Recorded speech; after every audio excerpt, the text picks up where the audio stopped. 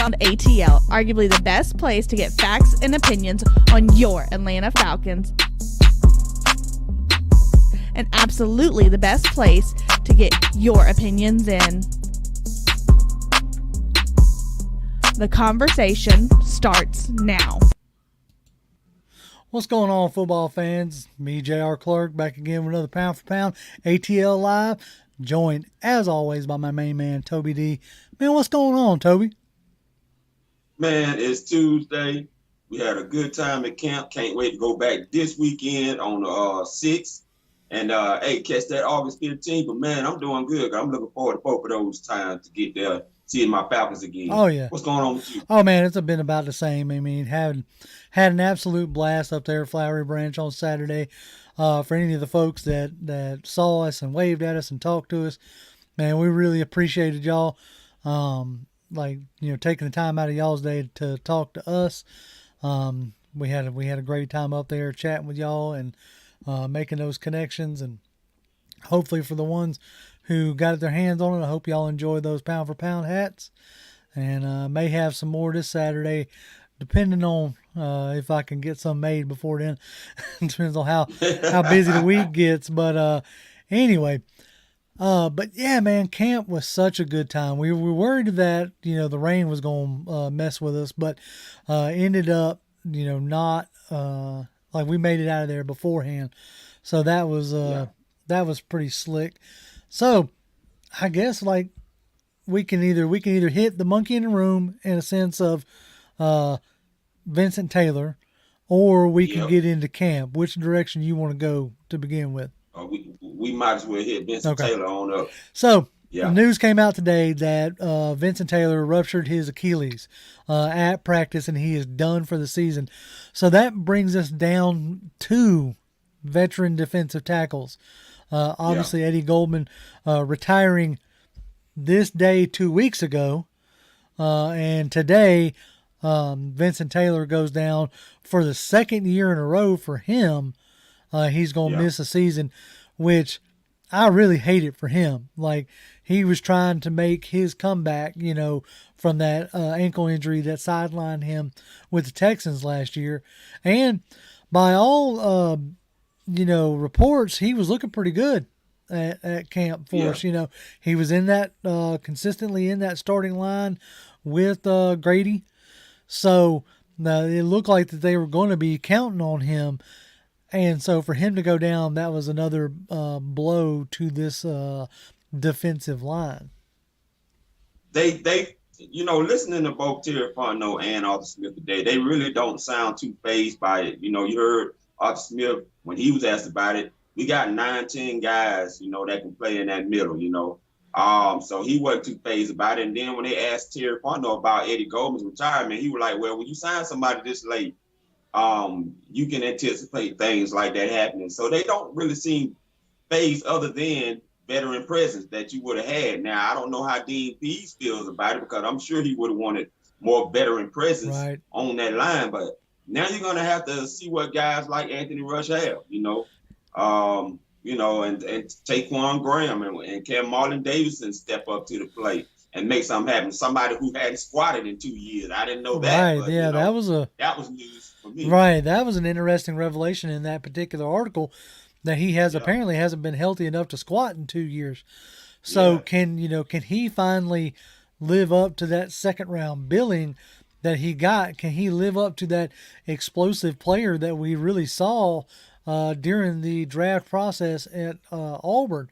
And become that consistent running mate, for Grady Jarrett. But at this point, I would just be happy with him developing into a strong rotational piece, to be completely honest. So, but I mean, you got guys like Anthony Rush that they're going to have to count on.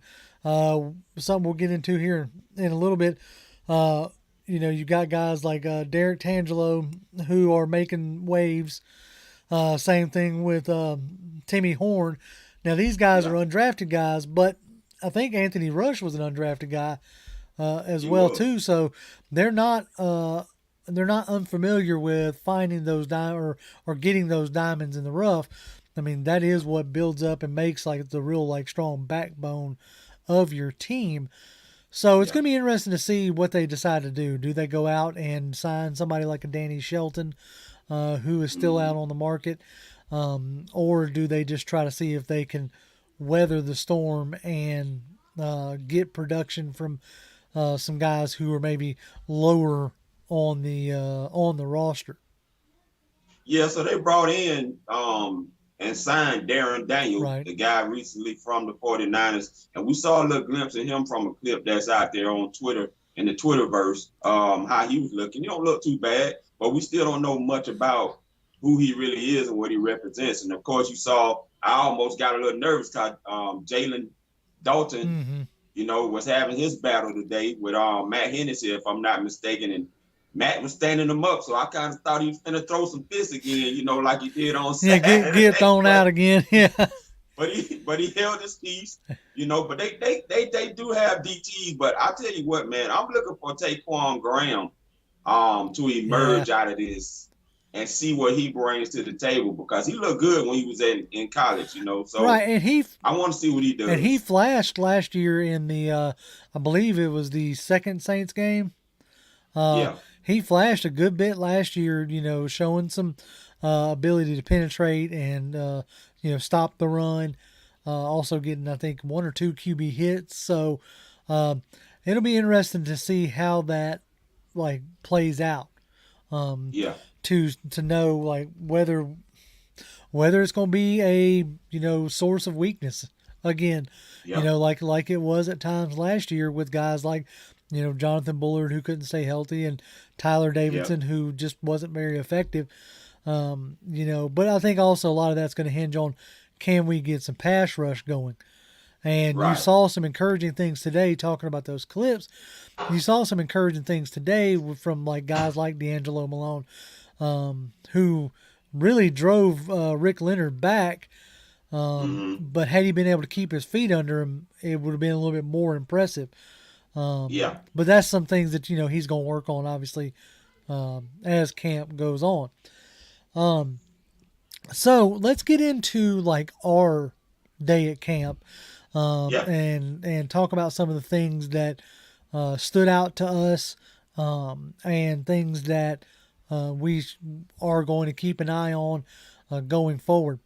I want to first tee you up and let you hit this one off, talking about Mykal Walker. Oh, man, we saw this a little bit last year, and it looks like they're going to continue doing that, where they moved Mykal Walker everywhere around that field, around the defensive formation. He was on the right and left, playing the linebacker role. He was doing everything, communicating to Ogundeji on what he was seeing out there. And one of his pressures that he actually got on Marcus Mariota made Mariota have to rush and throw the ball away. Right. And so I'm very curious of what he's going to turn out to be. It looks like he's returning back to his form. You and I talked about that from college or whatever. Now, and coming here to the Atlanta Falcons, they're going to use him similarly to what he was when he was playing. Right. So I'm excited about that, man. What you like about what you saw out now here? Mykal Walker, as you talked about, when he was coming out of college, he came out in that same draft class as Isaiah Simmons, and everybody was losing their not losing their mind, but really hyping up Isaiah Simmons, and rightfully so. And when I was watching Walker, I was like, man, he really does have those same qualities, that Simmons has, where Simmons was more of a coverage guy, for Clemson. I think Walker was more of can be more of a rush linebacker, Yeah.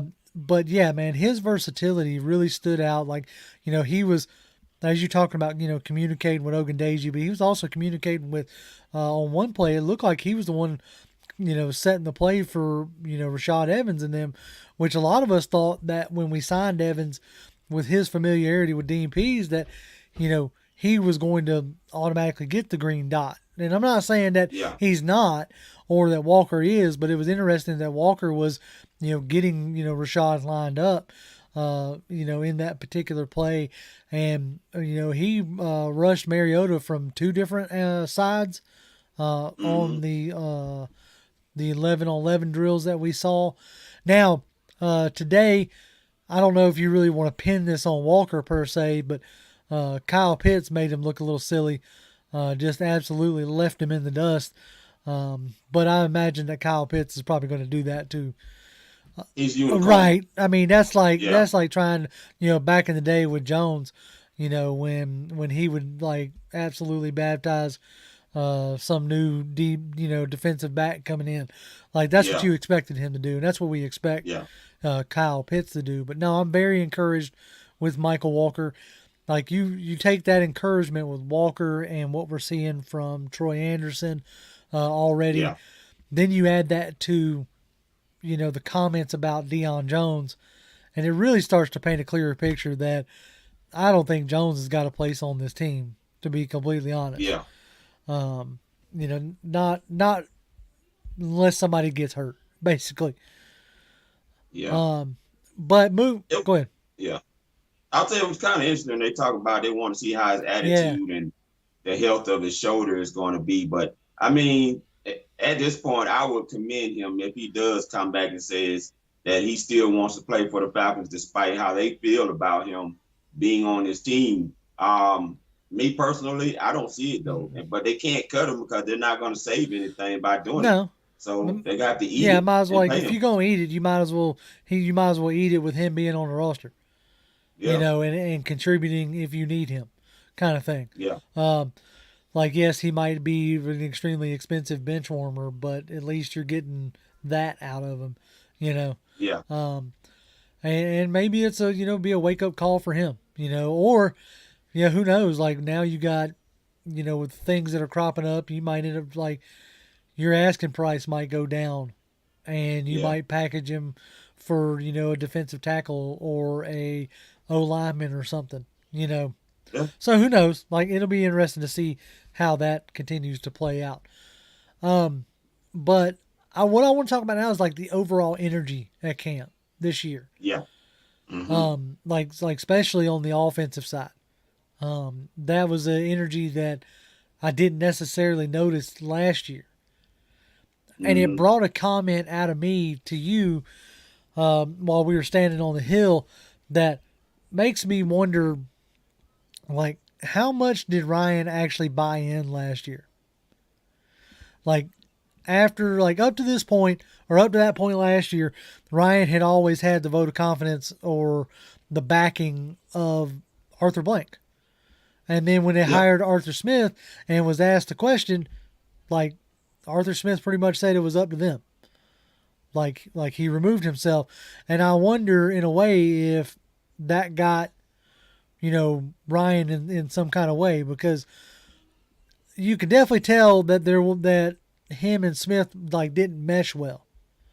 Like as far as what Ryan wanted to run and what Smith wanted to run, right? Like sometimes like you read the tea leaves, you glean information from where you get, and there was a report that came out of Colts camp, and believe me, I am not one of these people that is following Colts beat writers or anything like that. I treat the Colts just like I treat any other team. That's not my team. I'll only see it if it makes a national headline kind of deal. And so it made a national headline that their practices were ending early because Ryan was pushing the tempo. Mm-hmm. And Ryan was like pushing further. And so it really seems like in that instance, like, Ryan's up in Indy buying in. Like you didn't hear those kind of comments. It was very corporate, speak out of Ryan last year, in regards to the team. And I think the lack of backing from Arthur Blank, like really had him in some kind of way. And the fact that, sitting there on draft day, he's sitting there with his wife going, are they fixing to draft my replacement? Like, so going into the draft, he didn't know. You know what I'm saying? So real hard to buy in if you're not being included. I mean, look, man, these guys are very close in age, Arthur Smith and Matt Ryan, right?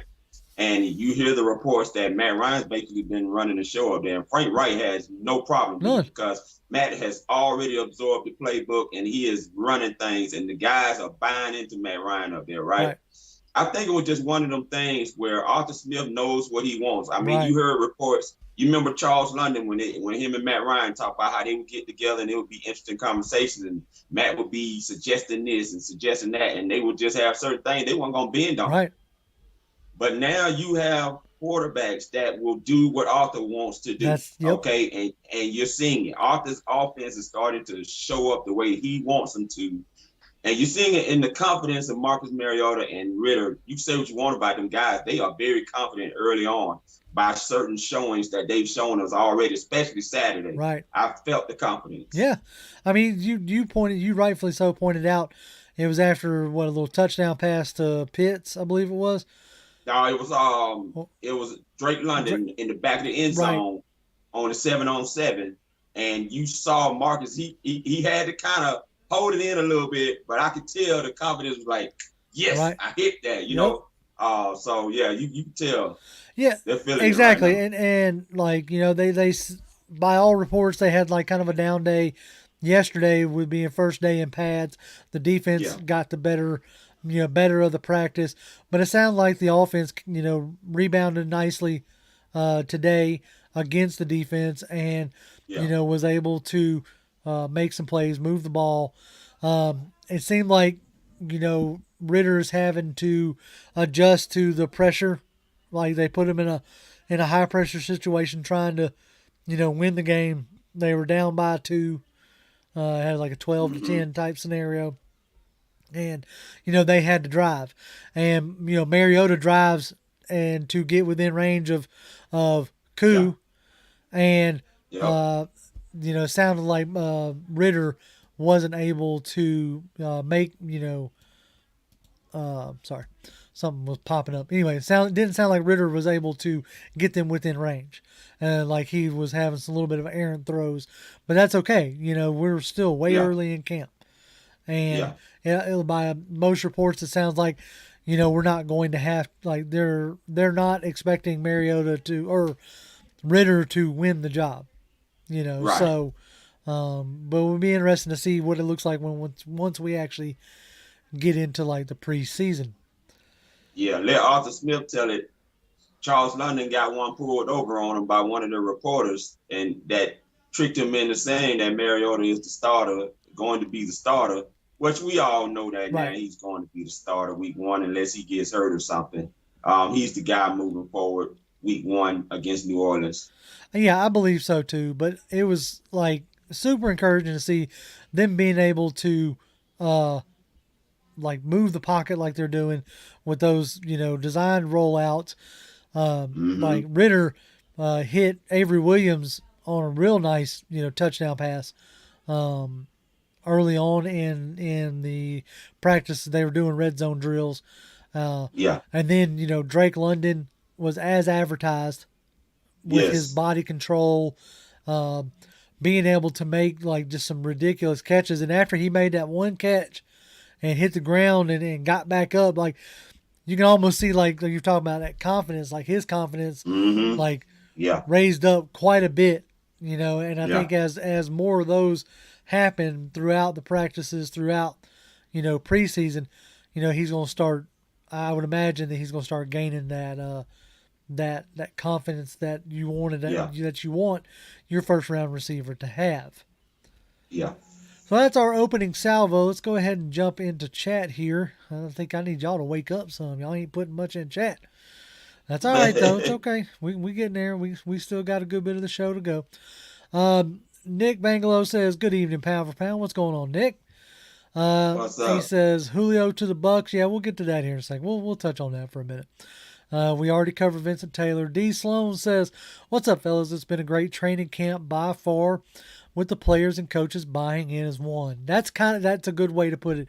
It really does feel like on the defensive side, you got, you know, Grady Jarrett with his new contract. Really like feels like he's like bought in again. And yes, we're taking some hits on the D line, but I think some other things are starting, you know, to pick up. King 7 says, "Fellas, what's up? What's going on, King?" Same thing with Bradley Burnett. What up, y'all? What's going on, brother? Hey, Glenn Linscomb. He says, "What's up, guys? Thanks for the hat." You're welcome. Thank you for coming up and shaking our hands and taking the time to talk to us. Man, we appreciate That's right. King J118 says, we all in here. What's going on, everyone? Excited for this season. Just glad football is back. We got a live football game this week. Yeah, that's right. Hall of Fame game. Like yes, we getting it, man. Let's see. Billy Ellis says, what's the word, guys? So much going on in camp. Yeah, there's still a lot to get to that we're going to get in on. Brandon Tucker says, let's go. That's right. Brandon also says, what do we know so far about Drew Dahlman and Matt Hennessy's battle at center? The one thing we know so far is they're going back and forth day to day. Yeah. So neither one is necessarily immersing himself 4 or 5 days into camp. Like Jalen Mayfield ain't been able to crack the left guard spot. And surprisingly enough, Jermaine Ifedi hasn't pushed Caleb McGarry just yet. No. I was actually kind of expecting it to happen.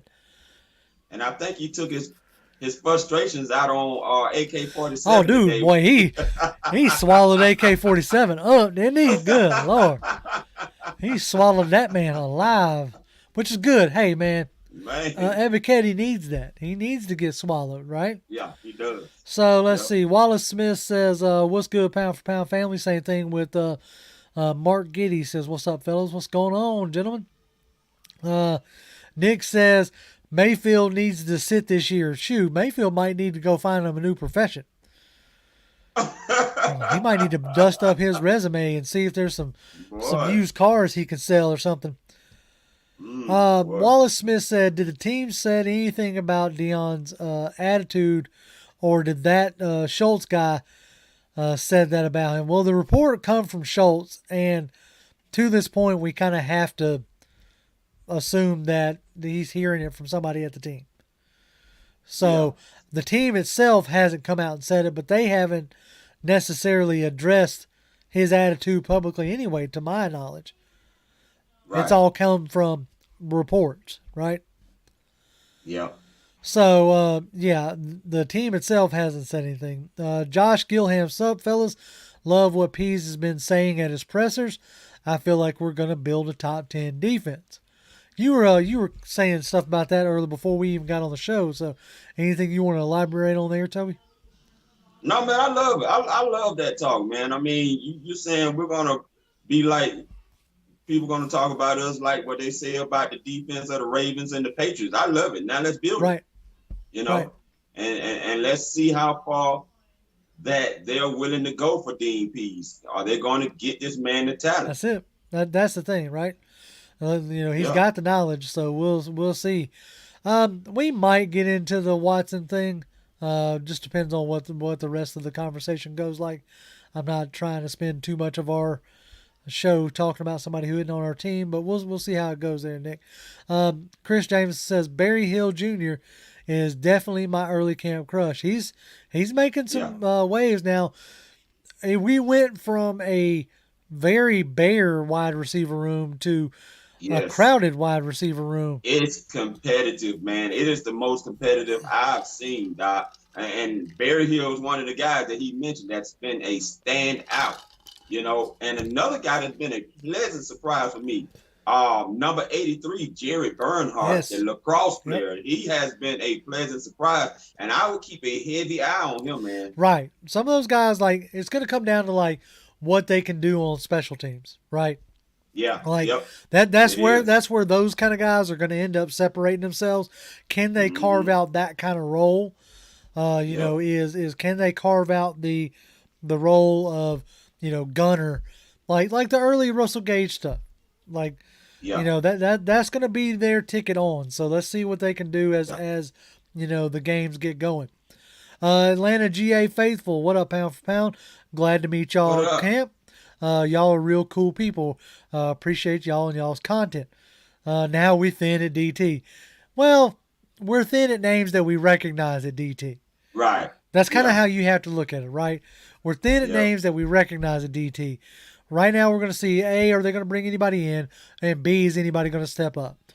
It's an opportunity now for somebody like a Timmy Horn or somebody like Derek Tangelo, You know, Yeah. and one thing y'all got to keep in mind is this last year's draft had almost like 700 more draft eligible players than the year before. Right. So a lot of these guys that went undrafted could in other years had been, you know, 5th, 6th, 7th rounders, maybe even 4th rounders. Yeah. So it might not be unheard of for a couple of these undrafted guys to really make a name for themselves. Yeah. So we're just going to have to see. And right now, like, if you go look at that clip of Derek Tangelo, like, he absolutely destroyed Jalen Mayfield and Drew Dahlman. Yeah. Yeah. So now we know last year the offensive line was trash, so that might not be saying much. But, like, he did. Like, he walked Mayfield back and Dahlman back like they were barely there. So, like, they may feel comfortable with what they got. We're just going to have to see how the process plays out. See. Yeah. Tony Wright says, "What's up, pound for pound? What's going on, Tony? Glad you're here." What's up? Let's see where. Our good buddy from. My mind went blank. The Extra Point Podcast. That's it. The Terror Otters 404. He says, "What's up, pound for pound family? Y'all ready for some football?" Yes, we are. Man, we ready. We ready. Quentin Braun says, "What's up, boys? What's going on, man?" Kenyon Moss says, "Should the Falcons be all in on bringing in Sue?" I don't know. Like, Sue's an interesting guy. Like, I think I would rather Danny Shelton at this point. Yeah. Nothing against Sue. I actually think, like, if you're looking for like a 1 year, I need stopgap, then yeah, probably Sue. But is Sue willing to take, less than $10 million? Yeah. And is Sue going to go to a place that isn't necessarily vying for a ring? Yeah. That's like Sue's in his part of his career where it's going to be money or a chance at a ring is what's going to end up moving the needle for him. I would think anyway. False Start Falcon says, "What's up, fellas? What's going on?" False. Tony Wright says, "JR and Toby, in my opinion, the fact that Sean Payton is not Nolan's calling the plays will hurt the Aints offense. Both of your thoughts." It's going to be interesting. Like, he's always been considered the mastermind behind it, but then a lot of people also give credit to Mike Lombardi. I think that's his name. Carmichael. Lombardi was somebody else. Carmichael. Which I did a profile on when we were looking for a head coach. Like Carmichael is no slouch when it comes to the offense. So it'll be interesting to see like how it looks without Peyton. Because, I don't think the defense is going to miss much of a beat. Because you still got Dennis Allen there, and you still got a lot of their talent. But it's going to be interesting to what it looks like, especially on game day, like in-game adjustments and stuff like that without Sean Payton there.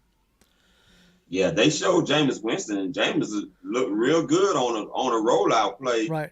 Looked speedy again. I mean, it's amazing that the confidence you get off them ACL tears now. And I talked about this a while back. These ACL tears these days, guys is coming back from them things and building confidence quickly. Oh, yeah. And you can see Jameis Winston with that sprint out. I mean, he rolled out so fast and hit his target, man. I'm like, oh, Lord.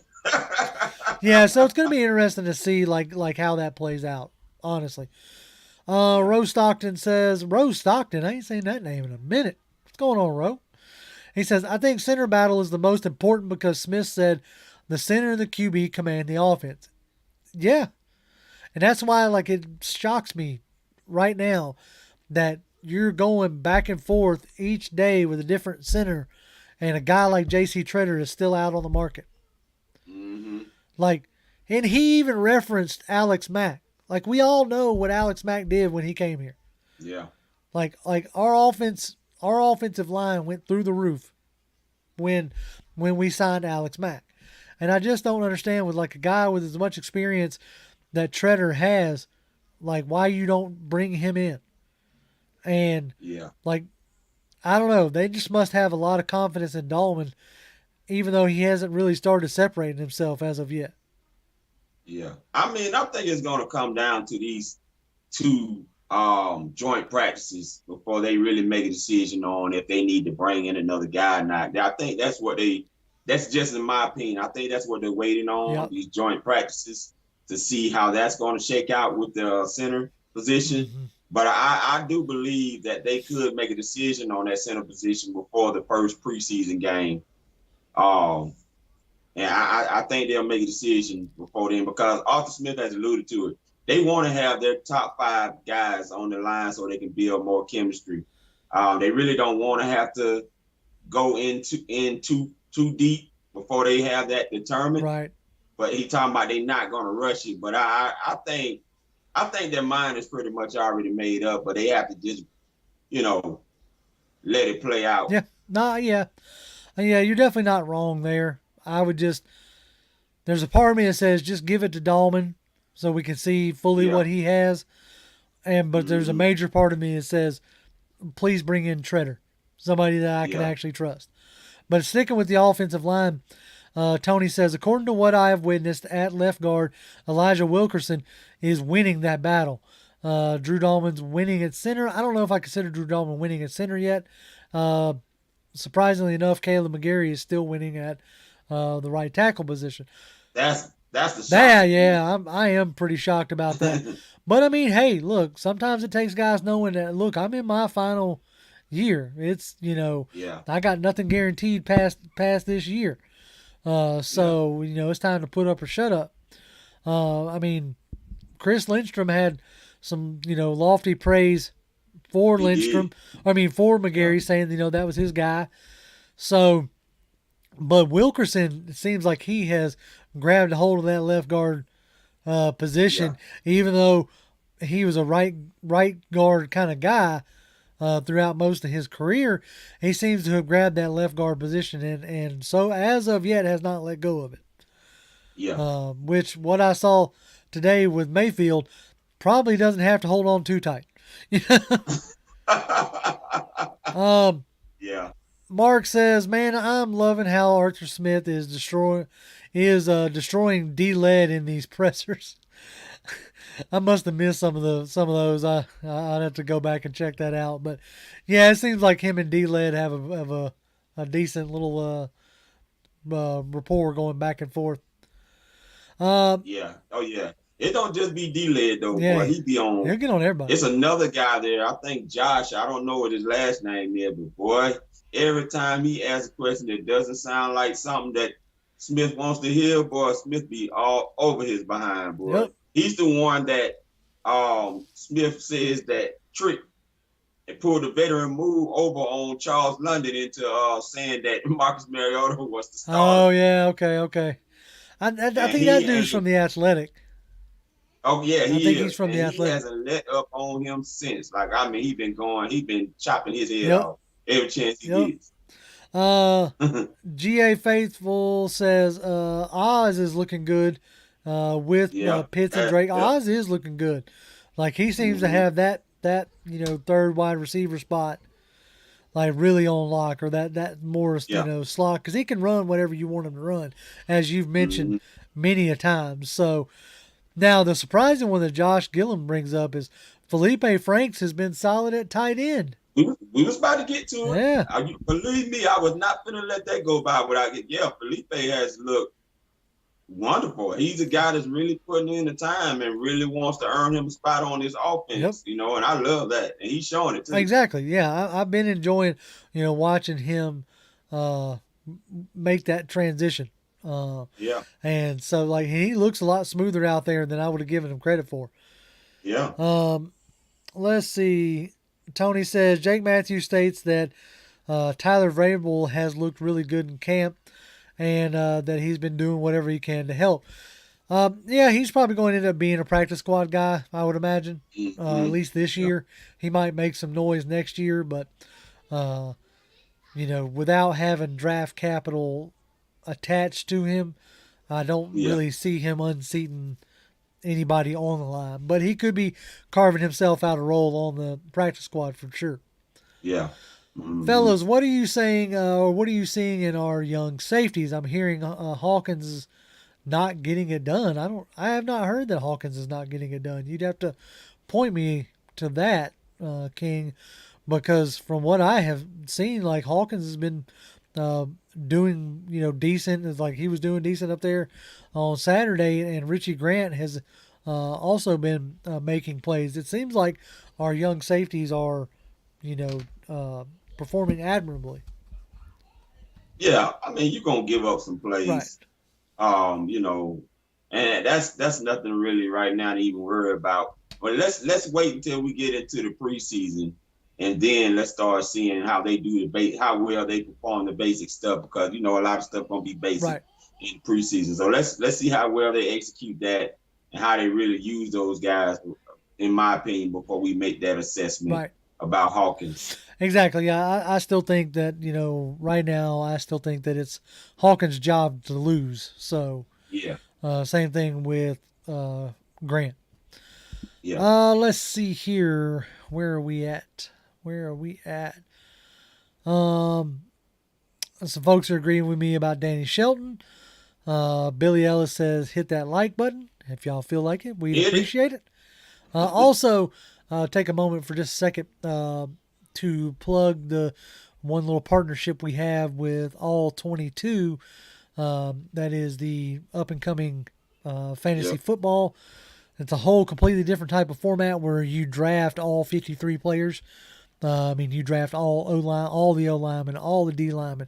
You draft safeties. You draft corners. You draft them all.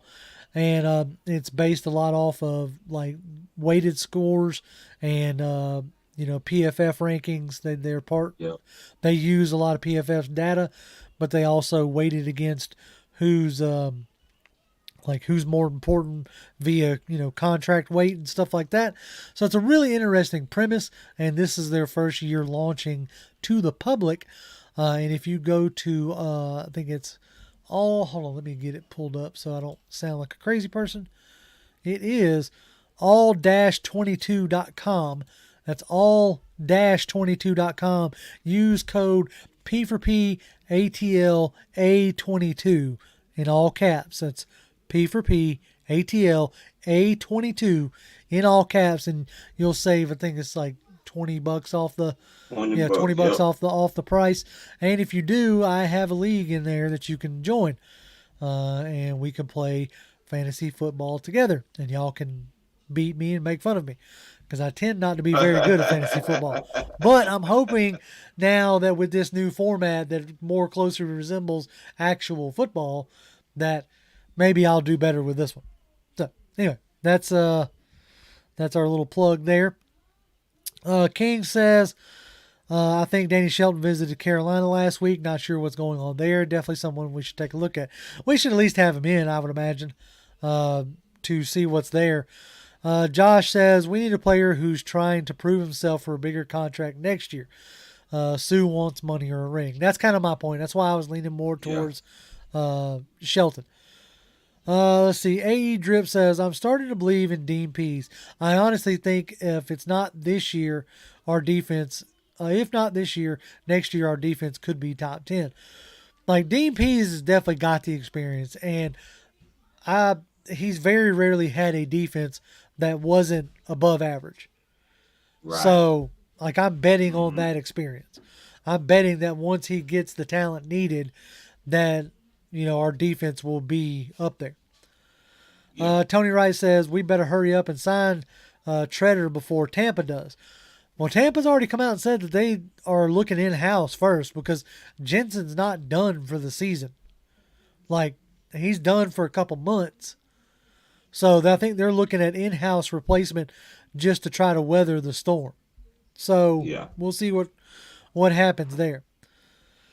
Tron says, what's up, pound for pound? What'd I miss? Oh, just about 40 minutes worth of stuff. That's all, Tron. Just, a little bit of stuff here and there. We just been talking about camp, and that type of nature.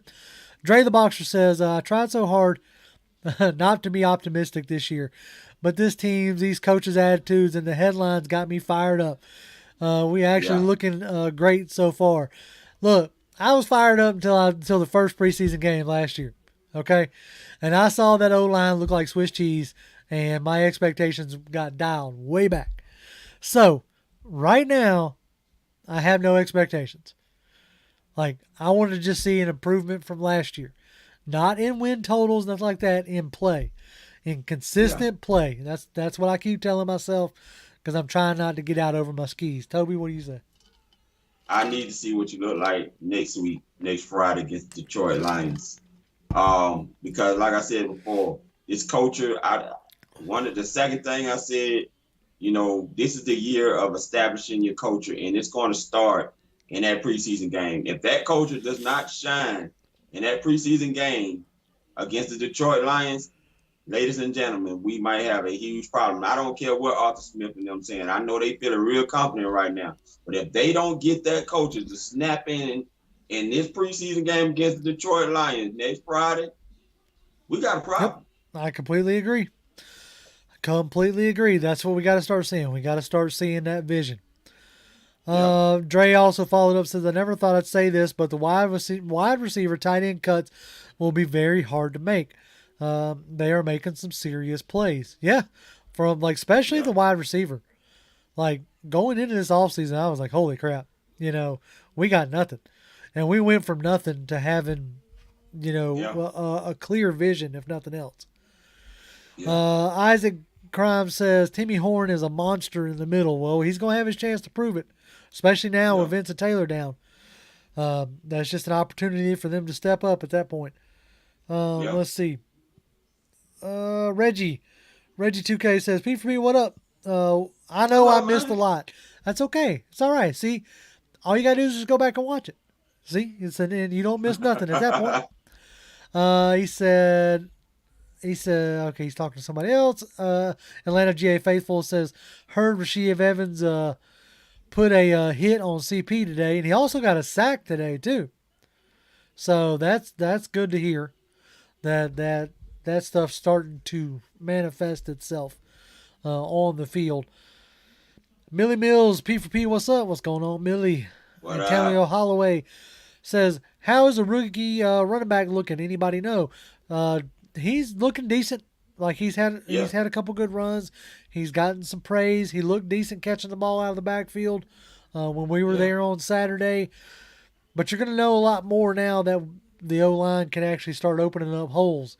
So we'll see what it looks like. Like I said, the impressive running backs have been outside of CP, who I consider just an offensive weapon, have been Tyler Algier and Damon Williams.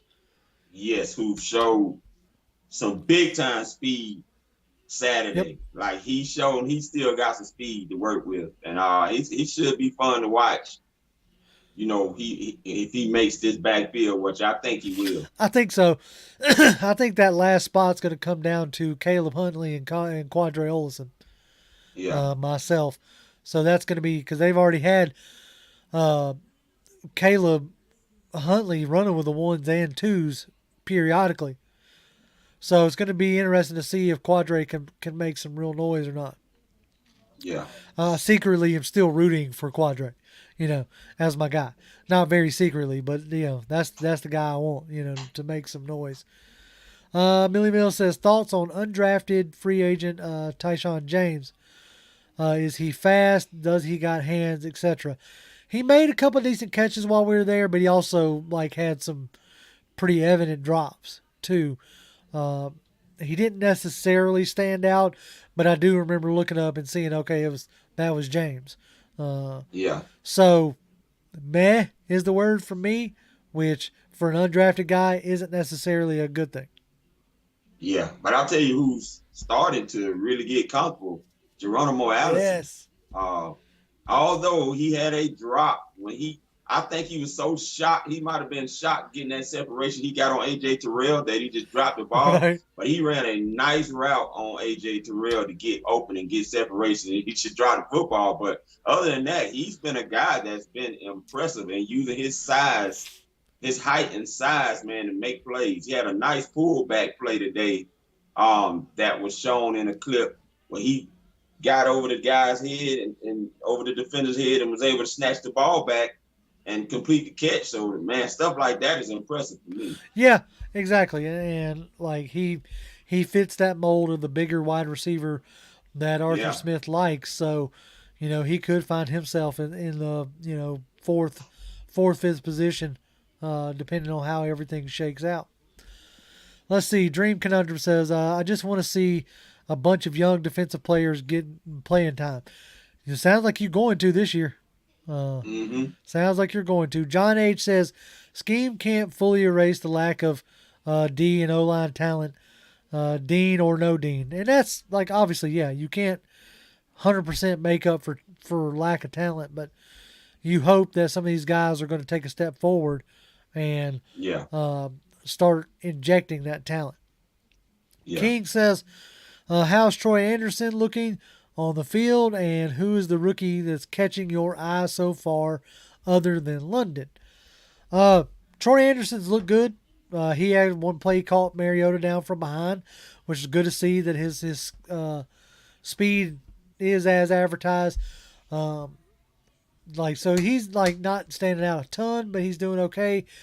Outside of London and Pitts, who's catching my eye? Toby, you got an answer on that? I'm telling y'all right now, keep your eye on Jared Bernhardt. I'm telling you, this guy has been impressing me. When I saw him Saturday up close, this guy continues to make plays, man. And I'm telling you, y'all need to keep your eye on him. 83. Right. Keep your eye on him. Yep. For me, it's been like Malone has looked real nice. In the clips that I have seen, like his surprising power is coming through. Like today, had he been able to keep his feet under him, like he would have walked Leonard right back into the quarterback.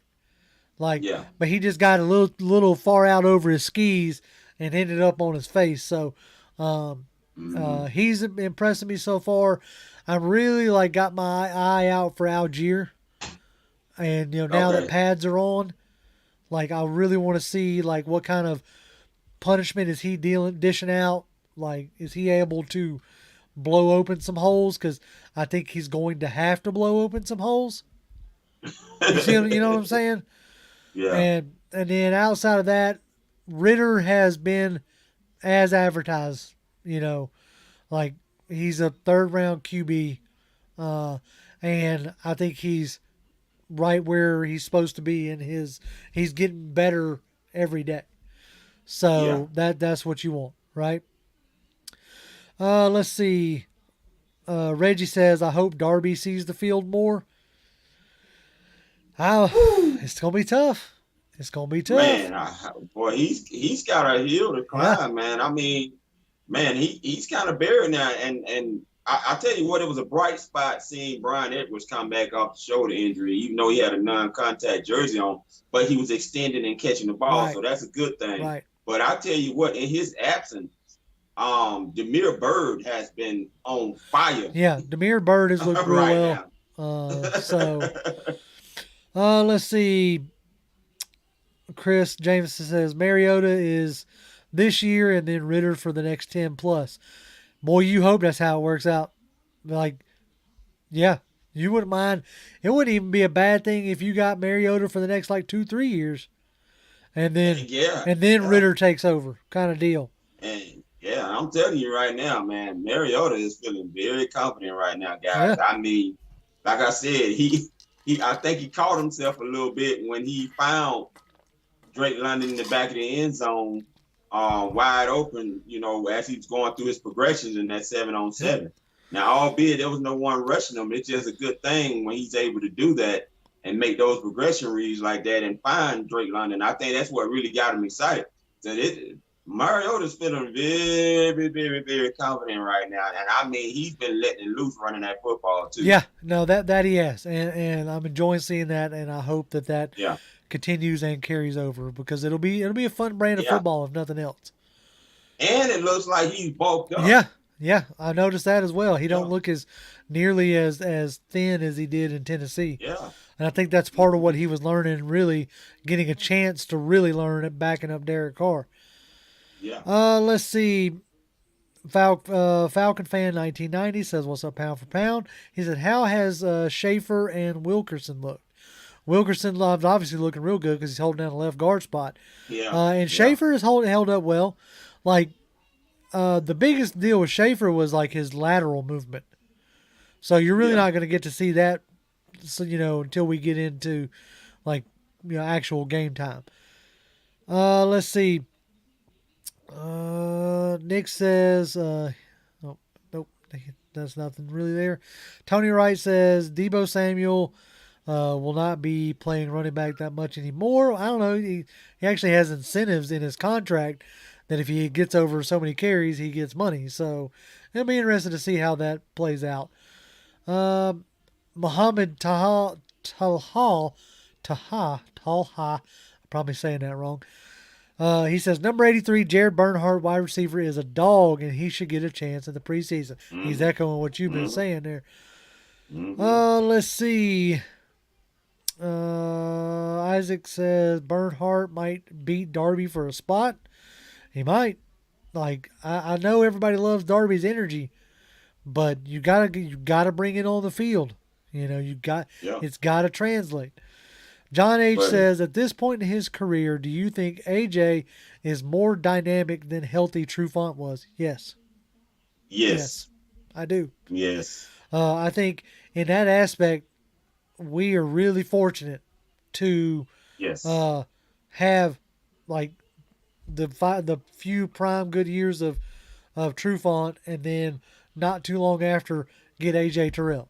Like, that's a strike of good fortune there, because AJ Terrell, like, man, he is just so fun to watch out there.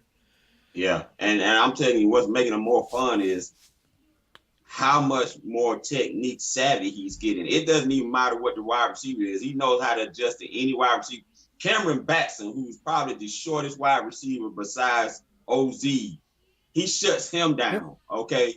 And he's about 5'7", but AJ does not allow his speed to get away from him. I mean, he's on him like white on rice, as they like to say. I mean, it doesn't even matter who the receiver is. This guy is on you, right? And AJ has been spectacular. Oh yeah. I am thoroughly pleased the fact that we have AJ on our team. Yeah, and then I'm thoroughly pleased this year pairing him with Hayward. Casey Hayward. Yeah. I think that's gonna be fun in the backfield there. Yeah. Let's see. A Drip says, are y'all confident when it comes to our offensive weapons and the progression of our rookie players? Weapons, yes. Progression of rookies, yes. Like, none of them are worrying me right at this moment. Yeah. Like 4 or 5 days in the actual camp, like Drake London is making highlight-worthy catches, which is what you want. Ebiketie is you're getting reports of him getting pressure. You're seeing the power of Malone. Tyler Algier has already busted off a few runs, albeit before pads. Mm-hmm. So somebody was asking Millie Mills, what about Fitzpatrick? I haven't actually heard anything about Fitzpatrick, one way or the other. So you remember he's mainly a blocking tight end. So as long as he's not getting blown up, I don't think you're going to hear much about him, to be completely honest. Because right now your tight ends, it goes Kyle Pitts, Fisker, and then there's a shuffle with like Parker Heath, John Rain, Felipe Franks. There's a good number of them. So, right now I wouldn't be worried too terribly much about Fitzpatrick. Yeah. He might be more of a next year kind of guy. The Fuzzy Gamer says, is there hope for McGarry, especially since it seems Fetty hasn't been able to compete at right tackle? Right now, I'm going to take it as an encouraging sign. Yeah, no news is good news. The fact that Fetty is still on the second team, I'm going to take it as encouragement for McGarry. Yeah. GA Faithful says the P4P ATL hats are fire. I like that logo. Thank you. Got 2 hometown players autographed on it. Nice.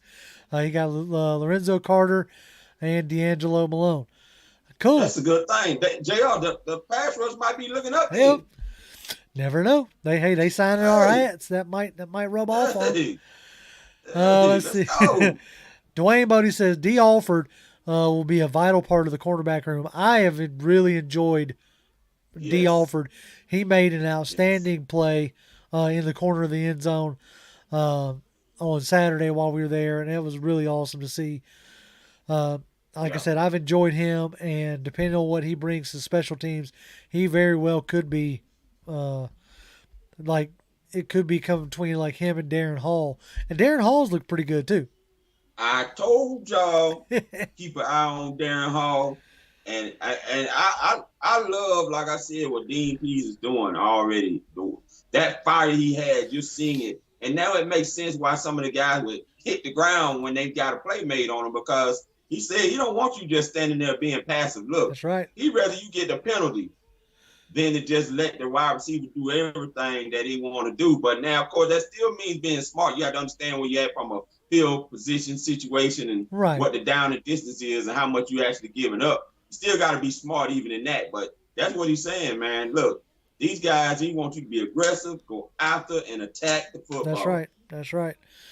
Matt Jones says, I'm ready for the Falcons, first Falcons preseason game. Yeah, I'm definitely getting itching for that. King says, quick question.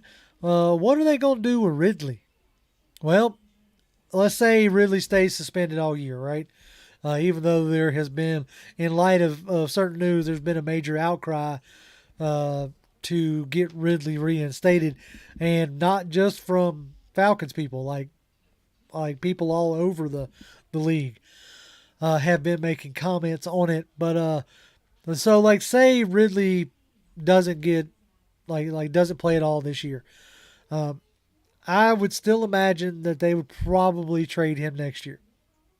Yeah. And I only say that is because they pretty much had a trade in place with Philadelphia before the news, before they got wind of what was going on about the investigation. So if they were ready to move on from him before they knew, I don't see where much is going to change. Yeah. So I don't think you're going to get Ridley in a Falcons jersey anymore. Yeah. So but that's just my thoughts. I could be completely wrong. They could, patch up all their, hard feelings or what have you, and could be water under the bridge. But I don't see it, to be completely honest. Let's see. ATLian says, it won't look pretty, but we are big. Yeah, I think the days of being a finesse team are squarely behind us for a while. They may not blow you away with a 50 burger, but I think they're going to try to ground you into dust. I think it's like the thought process. Anonymous says, one of the quickest off seasons I've ever experienced preseason football already this week. I will say that the dead period went by pretty quick. Yeah. I will, there have been some years where it felt like it drug on and we were never going to get to camp. This year it seemed like we looked up and we were at camp, kind of deal. Yeah. So, which has been nice. Let's see. John H. says, new QB, new running backs, Drake, tons of tape on him. Does CP return to pre-2021 form? I don't know what you mean by pre-2021 form. I'm going to say that his usage is going to go down some. But I think it's going to be situational. If he's, if we go into a team that has a suspect nickel corner, you might see CP split out a lot that game. And, coming out of the backfield, abusing people like that. If we have a team that isn't as good at, getting to the edge, you might see CP in the backfield more. I really feel like CP is going to be that chess piece on a week-to-week basis. Mm-hmm. Do you see any different than that, Toby? No, I see the same thing. I think he's going to be that chess piece. And this is why you are hoping that you get guys like Tyler Algier and Damian Williams to shine because it allows them to be able to use CP84 without wearing him down like he got worn down later as the season went. Yeah. You don't want no, that. you don't. You want to keep him fresher. Yeah. Tony Wright says, I don't know why or understand why Calvin would have had any hard feelings towards the Falcons. He is the one that was gambling. When I say hard feelings, I mean like the way the situation played out before Ridley stepped away. And I'm only making assumptions because obviously I don't know. But like you kind of got the feeling that Ridley wasn't being used the way he wanted to be used, and that wasn't the type of receiver that Arthur Smith wanted. That's what I mean when I say hard feelings. That's maybe I should have used a different phrase, but that's more what I was talking about. Like, can they get back together as far as like on the same page kind of deal? But I think with going out and getting a guy like Drake London this year in the first round, I think that spells the end of Ridley regardless, like in my opinion. But I've been wrong before. So Spencer says, go get Ndamukong Suh to replace Goldman and Vincent Taylor. And then somebody else, Reggie says, Montgomery, we don't have Suh money. Basically, I think the only way you would get Suh here is with a really big payday. Yeah. Which we don't have for a real big payday. So I think the only thing that's going to get Suh to move is either a payday or a ring. And unfortunately, this year, I don't think we're offering anybody either. I could be wrong on the ring part, but definitely not wrong on the money part. GA says, I have been waiting for a staff to change our culture from finesse offense to hardcore defense my whole life. I hope Dean Pease pulls it off. We'll see. I mean, that's definitely what he's gunning for. We'll see. We'll see what transpires. He's definitely doing everything he can to change that culture. Let's see. I think that's about it. Unless y'all got some more questions, some more comments. Toby, anything we missed? I think we about covered everything that we, really liked and saw. Right. During our time out there, and even covering some of the things we've seen today coming out of camp. Yep. But I don't know anything else, man. No, nothing else that I could think of other than I like I said, I kind of expect them to make a move on the defensive line, or because now with Taylor going on IR, you got another roster spot open. So, Chris James says the puncher battle. It really sounds like Bradley Pinion already has that locked up. Yeah, I think that's pretty much. I think that's sewn up. Right. At this point. Right. Exactly. I think Bradley Pinion has that wrapped up. They said they liked what's the other cat's name? Seth Vernon or something like that. I think. Yeah. Yeah. So, but I think Pinion's going to have that one on lock. Yeah. Thoughts on Jalen Mayfield? He needs to like really spruce up his resume and see if there's a used car lot not far from Flowery Branch that he can. JR don't reduce it to the used car well, lot. I mean, you got to start somewhere, Toby. You can't just walk into the Mercedes-Benz and start selling high-end cars. You gotta start somewhere, cut your teeth somewhere. And I'm thinking that there's probably a used car lot a couple exits down from Flowery Branch that he can probably do real well at. Nick says Julio to the Bucks. He's ring chasing, man. Straight up. Yeah. Like that at this point. Yeah, like that's what he needs to cement his legacy is to get a ring on his finger, and that seemed to be the best place for him to try to do so. So that's Julio returned to Atlanta. What does that stadium do? Civil War? Nah. I don't think so. You'll have people who will cheer him, and you'll have people who will boo him, but I think for the most part, it wasn't the direct year. You know what I'm saying? I think spending a year in Tennessee and not being productive out there, really kind of took the paint off of it, I guess. All right, Dwayne says, JR Toby, got your season face on. Thank you for the great content over the years. Hey, man, we do it because y'all show up. Yeah, man. I said for years now, if y'all stop showing up, then I'll start talking to the wall.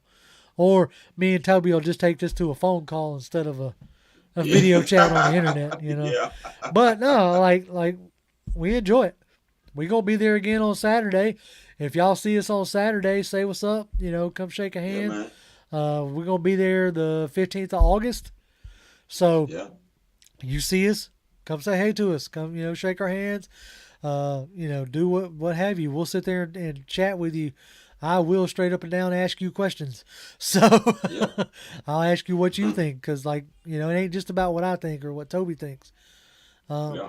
I'll be there at the Jaguars game with my family. If you see me, you can say hello, but don't bug my wife now. But no, so but yeah, we'll be there on the Jags game, so that should be. I can't wait for that. I'm gonna have to miss the first game, the first actual game coaching that day, but got to go see my birds. You know what I'm saying? Yeah. Let's see. We'll take a few more, then we're gonna wrap this thing up. Rose Doctor says we need a starting 3 tech to go with Grady for the nickel packages because Goldman retires, plus depth becomes because of the other injuries. That's something I could see him going after, like, you know, a starting 3 tech or somebody that gives you a little bit of penetration. But I just don't think there's much out there. So it'd be interesting to see what they do there. Yeah. All right, everybody's starting to talk about Julio, and I ain't really even going to go down that path because he's not on my team. So I'm not really worried about him. All right, folks, we have bumped up over an hour. We appreciate all y'all stopping by, hanging out with us. We will be back live in 2 weeks. I think we're going to try to stream the first preseason game at least, if nothing else. But we'll see how that goes. I have to see how all that lines up. But as always, y'all can find me on Twitter. I'm at Grim1128, GRIMM1128. Toby? I'm at Toby D1991. There you go. And Patreon if y'all want it. Merchandise if you want it. And like I said, go to all-22.com. Use P for P, ATL, A22, all caps for your promo code. And come see if you can beat me in fantasy. But anyway, as always, Falcons fans, rise up. Rise up.